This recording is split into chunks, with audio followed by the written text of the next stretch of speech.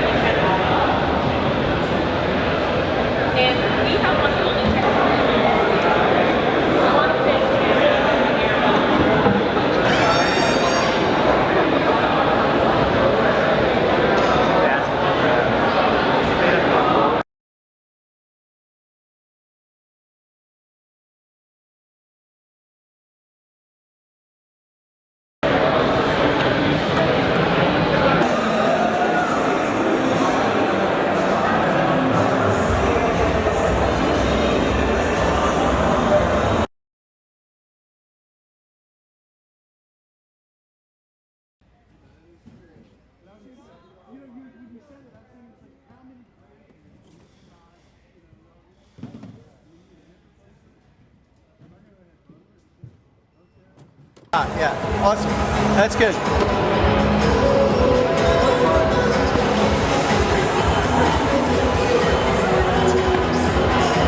Yeah, I can. Sensors and stuff. I can tilt down.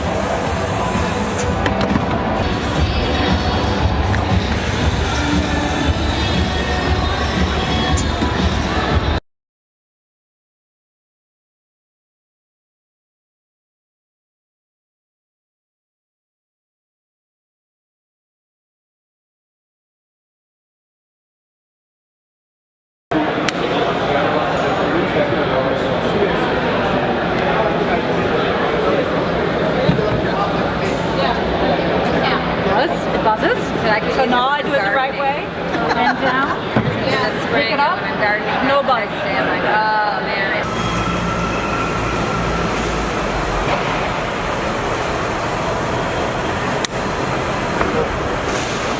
Let's run. No problem.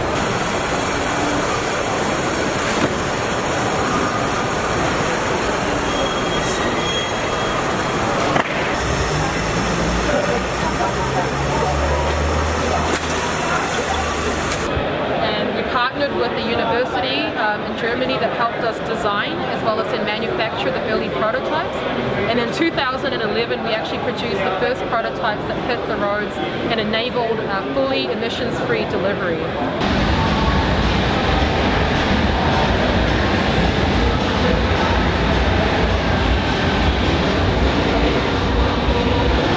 Center is really for the whole region and not just for Chicago, obviously. And the whole region for us also includes Latin. And we'll a little bit talk about.